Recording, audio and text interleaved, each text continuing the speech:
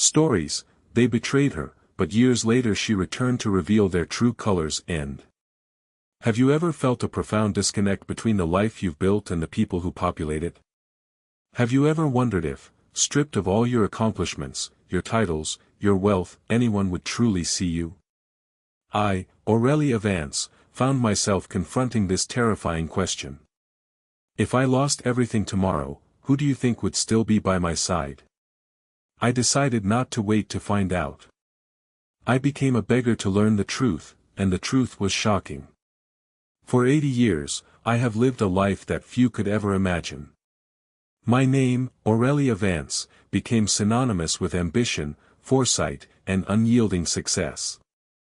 I forged Vance Holdings from a single, struggling inn in a quiet coastal town into a global tapestry of luxury hotels and hospitality ventures, a sprawling empire woven with meticulous care and relentless dedication. Every brick, every polished marble floor, every 5-star review whispered my name.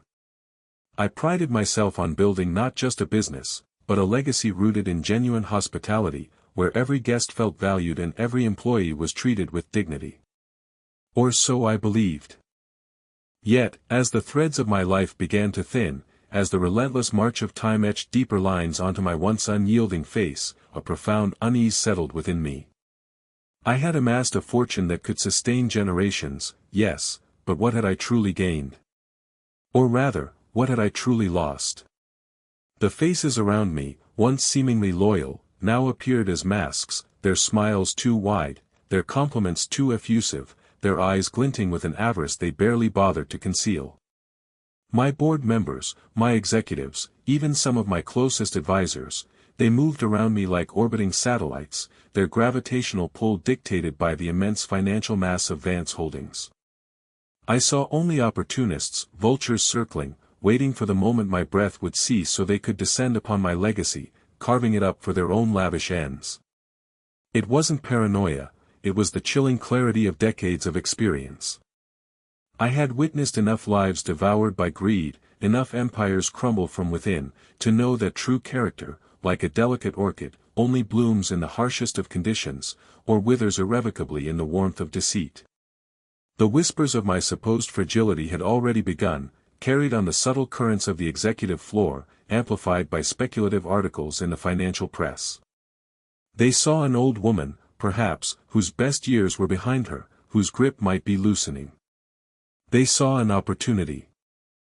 I needed to know, truly know, who among my inner circle possessed the integrity I so desperately sought to safeguard my life's work. Who, if stripped of the promise of my immense wealth, would still recognize the human behind the fortune? Who would see Aurelia, not just Vance Holdings? The thought gnawed at me, day and night, a persistent itch I couldn't scratch with all the luxury in the world. It was a question of legacy, yes, but more profoundly, it was a question of self-worth. Had I become so intertwined with my empire that my humanity had been eclipsed? Had I, inadvertently, created a world where only wealth mattered? An audacious plan began to form, a daring gambit to peel back the layers of pretense and expose the raw, unvarnished truth. I wouldn't merely observe, I would become the catalyst for their unmasking. Why would a woman with millions pretend to be impoverished? Because the weight of opulence had become unbearable, a gilded cage obscuring the very human connections I craved, yet simultaneously repelled. My life, for decades, had been a parade of sycophants and yes-men, each one a testament to the corrupting influence of power and money. They praised my decisions, regardless of their merit, they laughed at my mediocre jokes, their forced mirth echoing hollowly in the vast boardrooms, they nodded sagely at my every pronouncement, their eyes devoid of genuine thought. They were utterly predictable, utterly uninteresting, and utterly untrustworthy. I had spent a lifetime building something monumental, something I hoped would outlive me and continue to provide value, only to realize that the very success I cultivated had created a vacuum around me, filled only by echoes of my own wealth. No one dared challenge me, no one dared to be truly authentic in my presence. I was the sun around which 100 lesser planets revolved, their surfaces reflecting only my light, never their own. My designated successor, Eric Thorne, my chief operating officer, was perhaps the most unsettling figure in this constellation of opportunists. I had personally groomed him for 20 years, believing him to embody what I thought was the future of Vance Holdings. He possessed an undeniable brilliance, a ruthless efficiency that I had once admired as decisive leadership. But over the past few years, I had begun to detect a coldness in his ambition, a subtle shift from strategic cunning to outright predatory instinct. His eyes, once sharp with intellect, now often held a calculating glint that sent shivers down my spine. I'd noticed him subtly sideline executives who held a more traditional, people-first approach, replacing them with those who prioritized profit above all else. He'd begun to speak of synergies and optimizations in ways that sounded less like efficiency and more like a prelude to widespread layoffs. And his fiancée, Clarissa Dubois, a socialite whose existence revolved around designer labels and exclusive galas, amplified my fears tenfold. Her disdain for anyone not of her perceived social standing was palpable, almost a physical aura. I'd seen her dismiss loyal, long-term staff with a flick of her manicured hand, heard her make cutting remarks about the common folk who dared to cross her path. She saw Vance Holdings not as a living entity, a community, but as a vast reservoir of funds, a personal ATM for her insatiable desires. I watched her, always, with a growing sense of dread. Were these the hands I was to entrust my legacy to? The thought was a bitter pill, a poison seeping into my twilight years. I couldn't bear the idea of my life's work being dismantled, its heart ripped out, to fund their lavish lifestyles, or worse, to become a monument to their unchecked vanity, devoid of the values I had spent a lifetime trying to embed within its very fabric. So, I devised the ultimate test. It began with an elaborate deception, faking a terminal illness, a particularly aggressive form of cancer, accompanied by a public declaration of dire financial ruin. This wasn't just a simple announcement, it was a carefully orchestrated media blitz. Leaked reports, sympathetic articles in industry journals, even a tearful, pre-recorded video message from me, seemingly recorded from my sickbed, detailing my struggle and the unforeseen financial downturns that had crippled Vance Holdings. My lawyers, my doctors, even a few trusted board members who had served me faithfully for decades and whose loyalty I knew to be unshakable, were sworn to secrecy, each playing their part in the grand charade with meticulous precision. The news rippled through the financial world like a shockwave. Aurelia Vance, the titan, brought to her knees by disease and insolvency. The vultures began to circle more overtly, their whispers growing louder, their thinly veiled glee almost audible as they discussed the impending fire sale of my empire. Then came my transformation. It wasn't just a disguise, it was an erasure of Aurelia Vance. I shed my bespoke designer clothes for worn, faded garments that smelled faintly of mothballs and damp, fabrics that clung uncomfortably to my skin instead of flowing with luxurious ease. My impeccably styled silver hair, a hallmark of my public persona, was replaced by a mousy, ill-fitting wig, streaked with artificial gray, making my head feel strangely heavy and itchy. My posture, once ramrod straight, the very embodiment of authority and confidence, became stooped, my shoulders rounded, my movements slow and deliberate, mimicking the frailties of advanced age and hardship. My skin, usually taught from the best dermatological treatments and the glow of good health, was subtly aged with makeup, lines etched around my eyes and mouth, shadows added where light once caught, giving me a perpetually weary appearance. Even my voice, normally resonant and commanding, was softened, a little tremulous, higher in pitch, easily overlooked. I became Agnes Sinclair, a name chosen for its utter ordinariness, an identity crafted to be invisible, unremarkable. An impoverished, elderly woman seeking a menial job, any job, at one of my own struggling hotels, the Grand Legacy, a property I specifically chose because it was considered a less profitable asset, a hidden gem perhaps, but one that Eric and Clarissa would view with predatory intentions, ripe for liquidation. I would observe them, not from a distance, not from the heights of my penthouse, but from within, a ghost in my own machine, a silent witness to their true colors. I wanted to see them stripped bare of pretense, to see if the loyalty I believed I'd cultivated was real, or just a performance for my benefit. I was ready to see the truth, no matter how ugly, no matter how much it shattered my illusions. So, how did my chosen successor and his fiancée treat the poor old woman? The moment I stepped through the service entrance of the Grand Legacy Hotel as Agnes Sinclair, the shift in perception was immediate and brutal. I was no longer Aurelia Vance, the formidable founder whose presence commanded respect, but a phantom, an afterthought, a piece of undesirable debris to be swept aside. The air that once crackled with deference, with hushed tones and deferential nods, now carried the faint, pervasive scent of disdain, a subtle but unmistakable chill. My senses, sharpened by a lifetime of observation and now unburdened by the trappings of power, picked up every nuance. The way people subtly averted their gaze, the quick, dismissive glances, the almost imperceptible widening of a path to avoid touching me. My first interaction was with a junior manager, a young man named Kevin, whose name tag swung askew on his ill-fitting uniform. He barely looked up from his computer, engrossed in what appeared to be a complex spreadsheet, his fingers flying across the keyboard with a frantic energy. "I'm Agnes Sinclair," I offered, my voice carefully modulated to sound hesitant, weary, just a whisper above a mumble. "I believe there was a notice for a general assistant." I clutched my threadbare handbag tighter, feigning nervousness. He scoffed, a quick, dismissive sound that was almost a snort. "That position was filled weeks ago. And we don't believe in notices here. You need to apply online." He didn't even glance at my carefully prepared, fictitious resume, crumpled slightly to appear well-handled, a testament to countless previous rejections. It lay on the counter between us like a forgotten leaf. But I was told. I started, letting my voice trail off, playing the part of the confused, desperate elderly woman. He waved a hand dismissively, his eyes already back on his screen. "Next." He didn't even bother to articulate the word, merely gestured vaguely behind me, assuming there was a line of other unfortunates waiting their turn. The sting of being utterly disregarded, of being treated as less than human, was immediate and sharp. It was a sensation I hadn't felt in 60 years.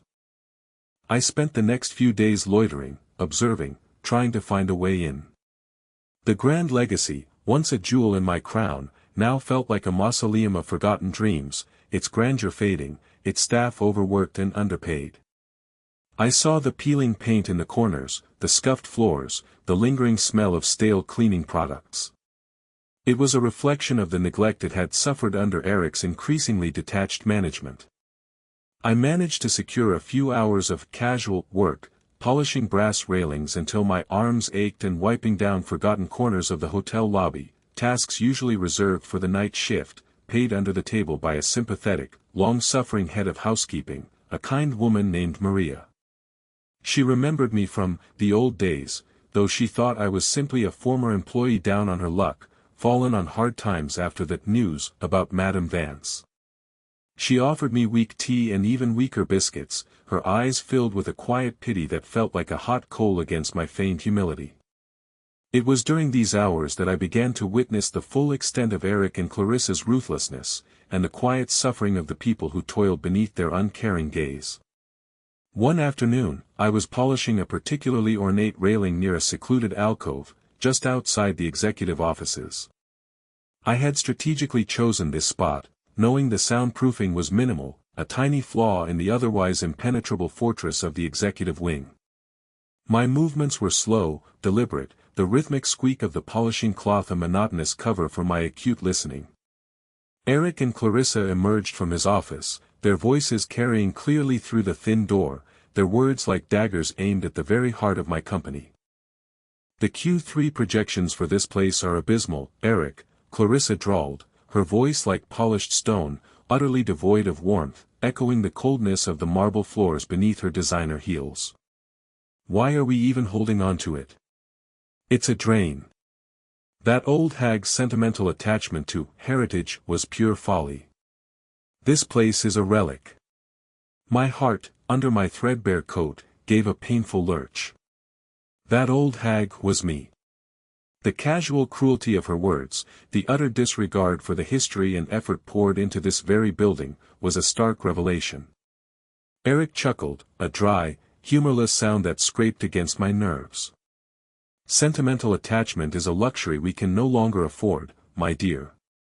Especially now that she's, well, gone. And the legacy is apparently worthless. This hotel is prime real estate. Think of the capital we could free up. He paused, a new avarice gleaming in his voice. We could convert it into luxury condos, perhaps. Or demolish it for a new, high-end commercial complex. The possibilities are endless, now that the old guard is out of the way. Clarissa clapped her hands together, a sharp, decisive sound that cut through the air. Exactly.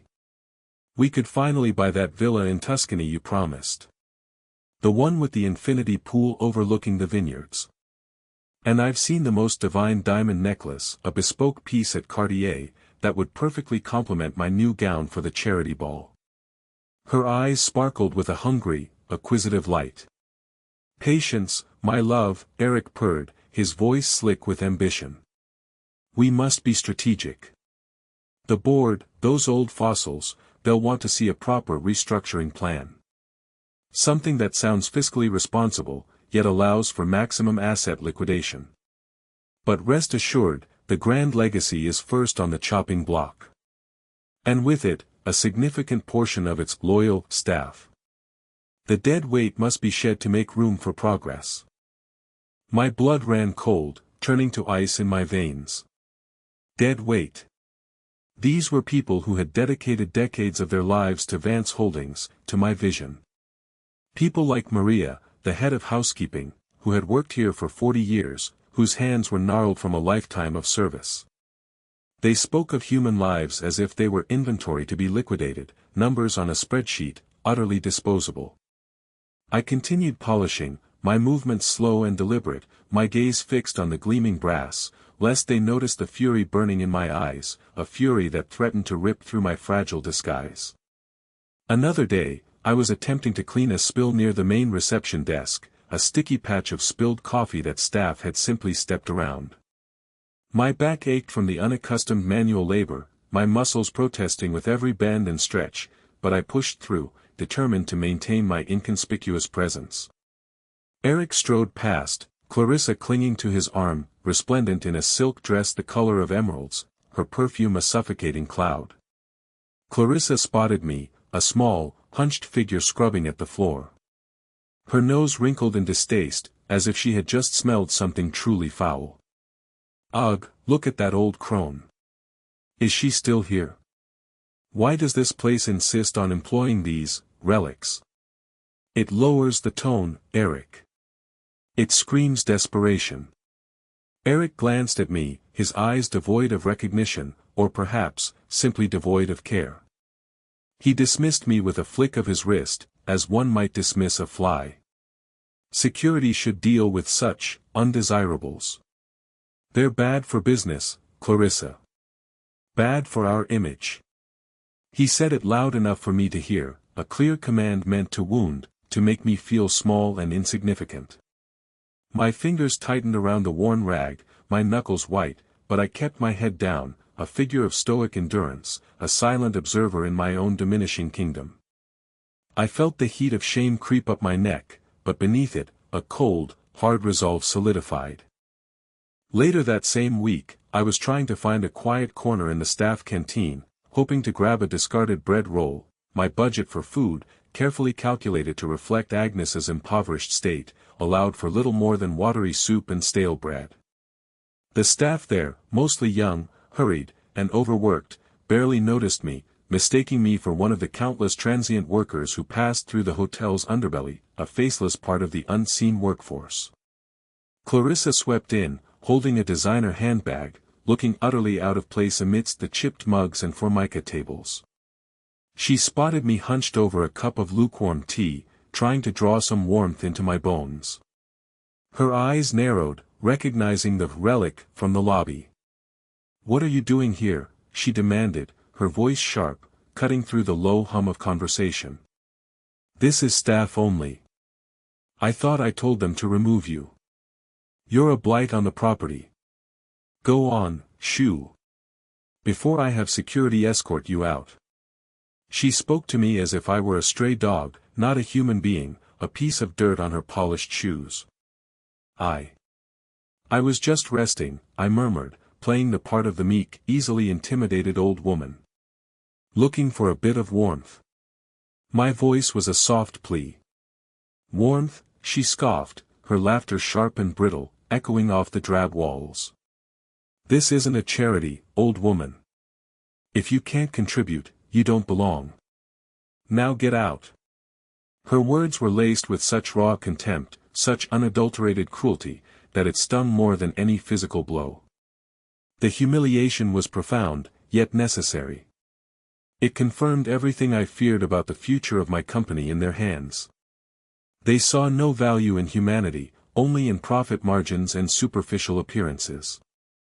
But then, amidst the chill of their disdain, a flicker of warmth appeared. It came from the most unexpected corner, a quiet corner of the hotel that spoke volumes about the human spirit.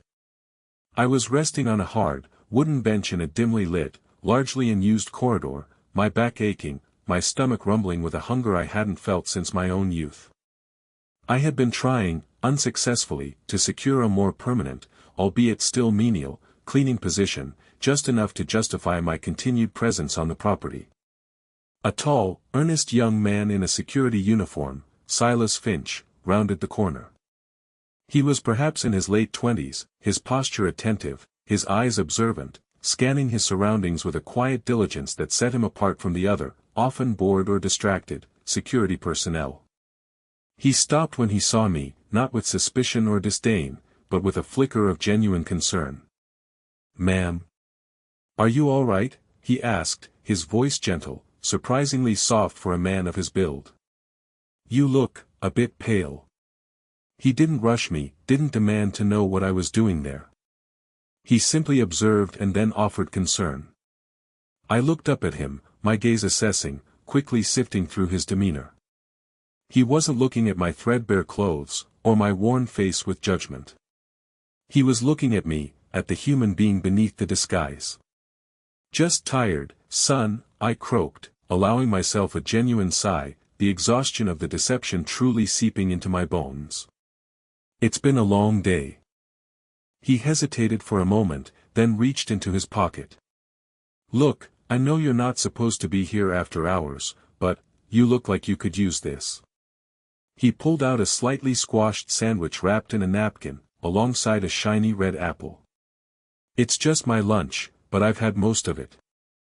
There's half a chicken sandwich left, and an apple." He offered it with an almost shy smile, no expectation of gratitude, no hint of pity, just simple, uncomplicated human kindness. It was an act of grace that transcended the sterile environment of the hotel. My eyes, for the first time in days, welled up with unshed tears.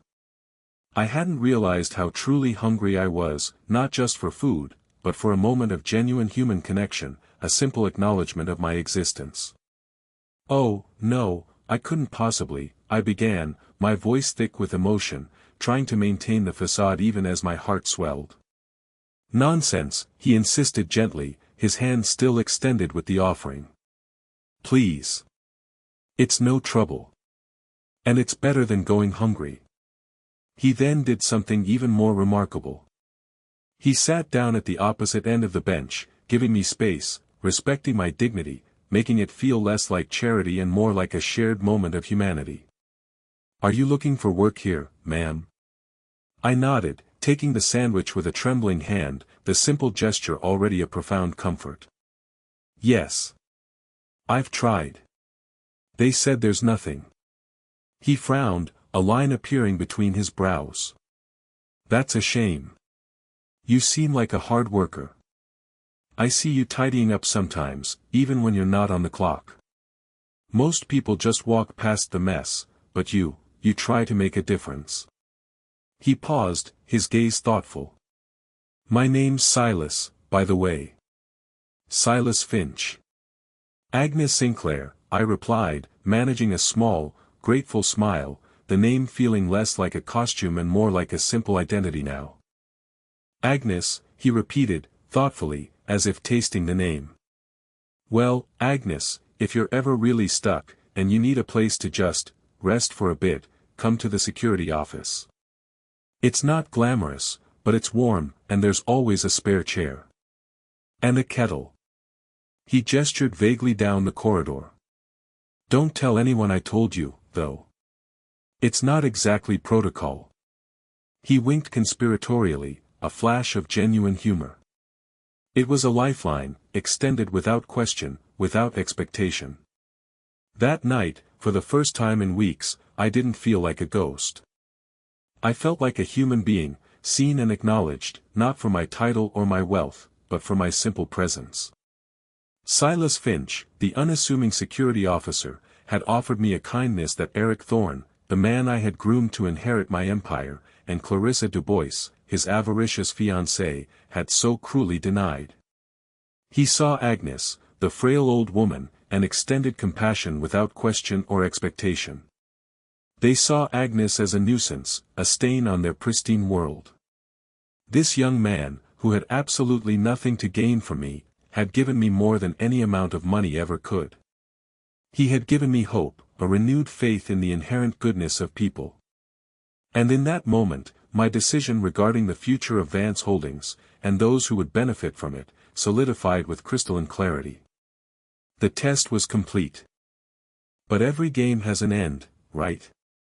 The climax arrived swiftly, dramatically, precisely as I had planned. Eric Thorne, ever the opportunist, had scheduled an emergency board meeting to present his restructuring plan for Vance Holdings. I had received a copy of the agenda, of course, through my deeply embedded network of trusted confidants who remained loyal to the true Aurelia Vance, silently working behind the scenes. The Grand Legacy Hotel was indeed first on his list for immediate liquidation, to be sold off for a quick profit, its soul ripped out. The meeting was to be held in the Grand Legacy's most opulent ballroom, a space I myself had personally overseen the design of decades ago, selecting every chandelier, every fabric, every piece of art. It was a space imbued with my very essence, a testament to my original vision. It was fitting that this would be the stage for my return, for the unveiling of the truth. I ensured that Agnes Sinclair was present. The day before, I had feigned a sudden, severe bout of dizziness and confusion in the lobby, collapsing dramatically, though harmlessly, near the main entrance, creating just enough commotion to draw attention. Silas Finch, true to his nature, was the first to rush to my aid, his brow furrowed with genuine concern, his hand steady as he helped me. He helped me to a quiet staff room, insisted I rest, and even brought me a cup of hot tea, remembering his previous offer. I feigned a gradual recovery, expressing immense gratitude, and then, with a touch of theatrical desperation, begged him to let me just sit in on the big meeting tomorrow. I just want to see how a big company works, I'd pleaded, my voice quavering, tears welling in my eyes. It would be an honor, after all the kindness you've shown me. A final dream, perhaps, for an old woman who's lost everything. Silas, reluctant but ultimately unable to refuse my seemingly innocent request, agreed to let me sit discreetly at the very back of the ballroom, out of sight, if I promised not to disturb anyone. Just until I feel a bit stronger, I'd murmured, my eyes twinkling with an unrevealed mischievousness, knowing that strength was about to return in full force. The ballroom was abuzz with activity when I, as Agnes, slipped in. The air hummed with anticipation, the scent of expensive perfumes mingling with the crispness of starched shirts. Board members, executives, investors, the titans of industry were all present, their faces a mixture of anticipation and thinly veiled greed, like sharks sensing blood in the water. Eric Thorne stood at the podium, radiating confidence, his tailored suit impeccable, his smile a practiced mask of gravitas. Clarissa Dubois was seated prominently in the front row, a triumphant smirk playing on her lips, her eyes already calculating the value of her future Tuscan villa. They were utterly oblivious to the unassuming, frail old woman huddled in the back row, a seemingly harmless shadow, waiting. Eric began his presentation, his voice smooth and authoritative, detailing his plans for streamlining the company, which, to my ears, sounded suspiciously like asset stripping. He spoke of optimizing the grand legacy, of rationalizing the workforce, terms designed to obscure the harsh reality of widespread layoffs and property sales. He even had a slick, professionally designed slide showing projections for the Tuscan villa Clarissa coveted, a blatant display of personal ambition thinly disguised as corporate strategy. My blood boiled, a slow, simmering rage, but I remained outwardly serene, my hands clasped, my gaze fixed on the podium. Then came the moment. Eric paused, midway through explaining how he would humanely transition long-term employees out of their roles, a phrase that mocked the very concept of humanity. "It's a difficult but necessary step," he announced, his voice devoid of true empathy, a mere echo of corporate jargon, to ensure the financial health of the corporation in the wake of recent unfortunate events. He gestured vaguely, a barely veiled reference to my supposed demise, to the tragedy that had paved the way for his ascension. At that precise moment, a low hum filled the room. It wasn't a sound from the speakers, but a palpable shift in the atmosphere. The grand double doors at the far end of the ballroom, usually reserved for the most important entrances, swung open silently, as if by an unseen hand. A figure stepped into the light. My back straightened, my shoulders squared, a lifetime of power returning to my posture. The ill-fitting wig was swept off with a practiced hand, tossed aside like a discarded shroud, revealing my meticulously styled silver hair, now gleaming under the opulent chandeliers, a crown of authority. The drab, oversized coat was shrugged off, revealing a perfectly tailored, deep sapphire power suit that fit me like a second skin, accentuating my formidable presence. My makeup, expertly applied moments before by my discreet assistant lurking in the shadows, brought back the formidable contours of my face, the sharp lines of my jaw, the intensity in my eyes. My eyes, once clouded with feigned infirmity, now blazed with a fierce, unwavering intelligence, reflecting the chandelier's light with an almost predatory glint.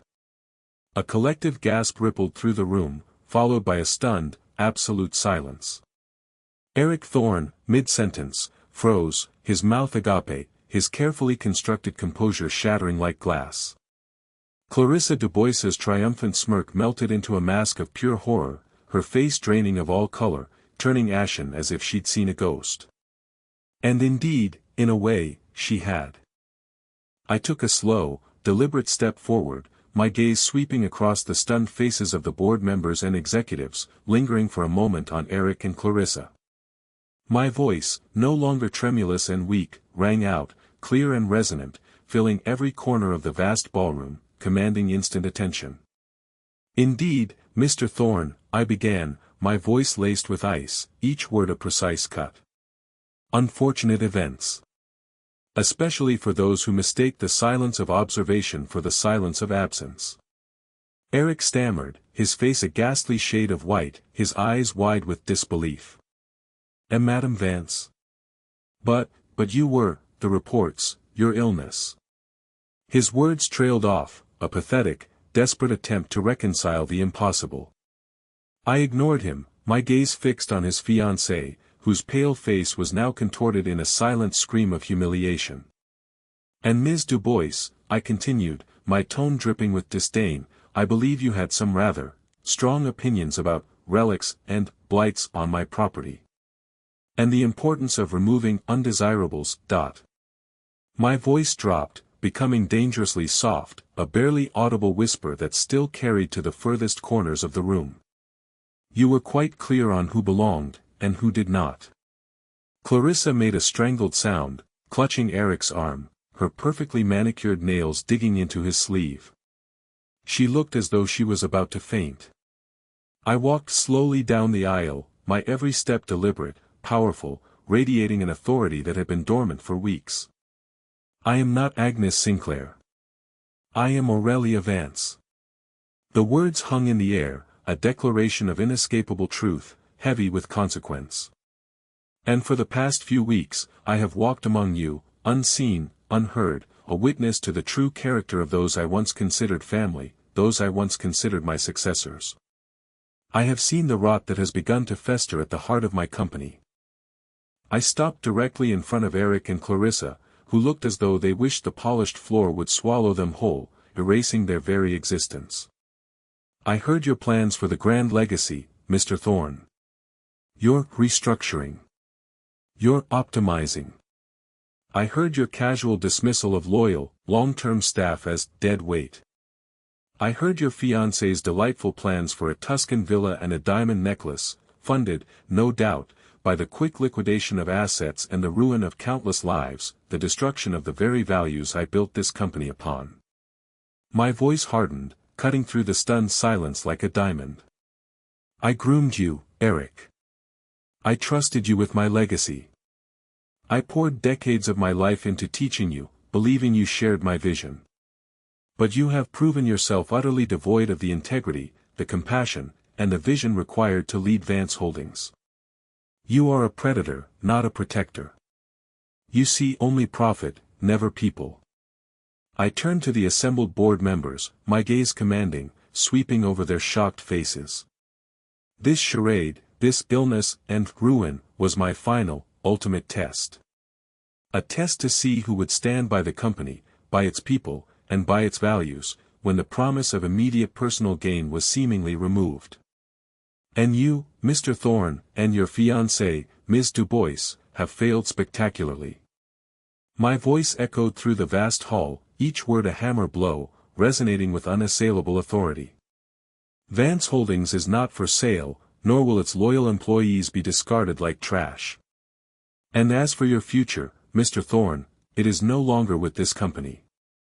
The silence was deafening, save for the frantic beating of my own heart, a drum against the sudden, overwhelming quiet. The shock was complete, the revelation absolute. The immediate fallout was cataclysmic for Eric and Clarissa. The moment my declaration ended, the boardroom erupted into a maelstrom of whispers, gasps, and frantic repositioning. Board members, who moments before had been nodding sagely at Eric's presentation, now shifted uncomfortably, avoiding eye contact, already seeking distance from the disgraced COO. Eric, pale and trembling, attempted to stammer out a defense, his voice cracking with desperation. Madam Vance, this is a misunderstanding. I was merely strategizing, preparing for a worst-case scenario. My loyalty is unwavering. I would never betray you. But his words were hollow, ringing false and pathetic in the wake of my damning evidence. Clarissa, utterly humiliated, buried her face in her hands, her designer handbag slipping from her grasp and clattering to the polished floor, a small, sad sound of defeat. There is no misunderstanding, Mr. Thorne, I stated, my voice cutting through his pathetic plea like a surgical blade. I heard every word. Every plan for liquidation, every callous dismissal of dedicated individuals, every greedy scheme for personal enrichment at the expense of my life's work and the livelihoods of hundreds. Your words were not strategy, they were a blueprint for avarice. Consider your position as COO, and indeed, any association with Vance Holdings, terminated immediately. I had my legal team, who had been waiting just outside, step forward. My lead counsel, Mr. Davies, a man whose integrity was as unshakable as his legal acumen, nodded grimly. Mr. Davies will be in touch to discuss the immediate cessation of your employment and the revocation of all company privileges, including your executive apartment and company car, effective immediately. Furthermore, given the nature of the discussions I overheard, an extensive forensic audit of your financial activities within the company will commence this afternoon. Should any irregularities be found regarding the potential misuse of company funds, rest assured, full legal action will be pursued. Eric's jaw dropped, his eyes wide with a mixture of disbelief and terror. The full weight of his ruin crashing down upon him. Clarissa let out a choked sob, her shoulders shaking. Their carefully constructed lives, built on the shifting sands of my perceived demise, were crumbling before their very eyes. Within hours, the news spread like wildfire. The story of Aurelia Vance's miraculous recovery and her dramatic unmasking of her greedy successor was plastered across every financial news outlet and social media platform. Their reputations were not just tarnished, they were annihilated. They were shunned by their social circles, their names synonymous with betrayal and avarice, a cautionary tale whispered in boardrooms across the globe.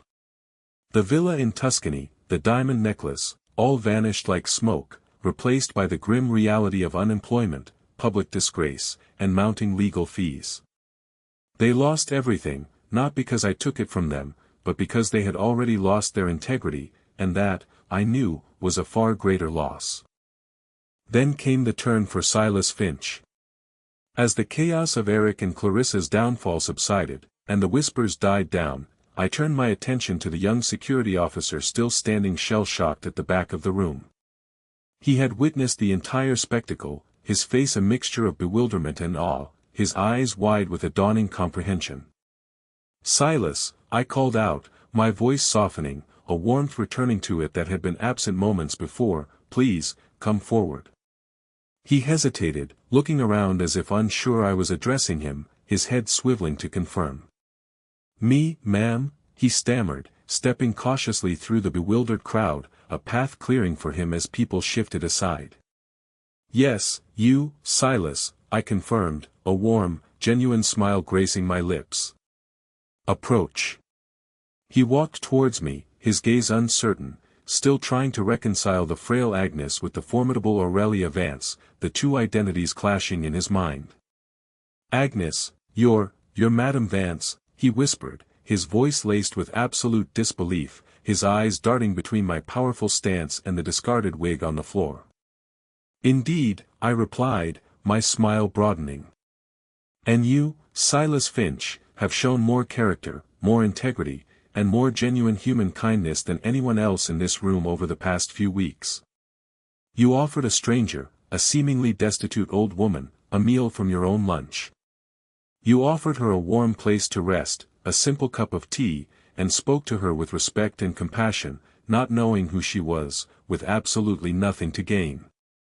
I saw the memory of the sandwich flash in his eyes, the simple apple, the offer of the security office.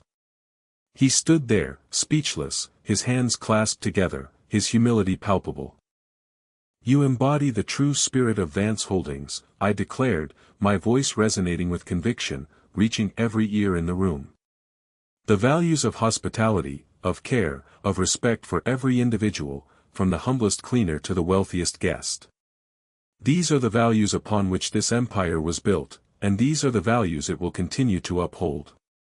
I turned to my lawyers, who were already poised, anticipating my next command.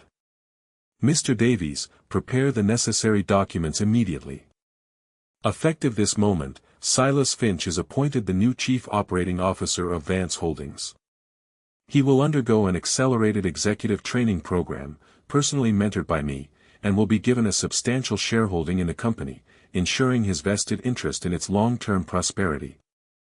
He will also oversee the establishment of the Agnes Sinclair Foundation, dedicated to providing support and resources for loyal, long-term employees of Vance Holdings who may face unforeseen hardships, a safeguard against the very callousness I witnessed. A collective gasp swept through the room, this one born of astonishment, not shock. Silas's face went from pale to flushed, his eyes brimming with tears, his jaw slack with disbelief. "Madame Vance. I don't know what to say," he stammered, utterly overwhelmed, his voice barely a whisper. "I'm just a security guard."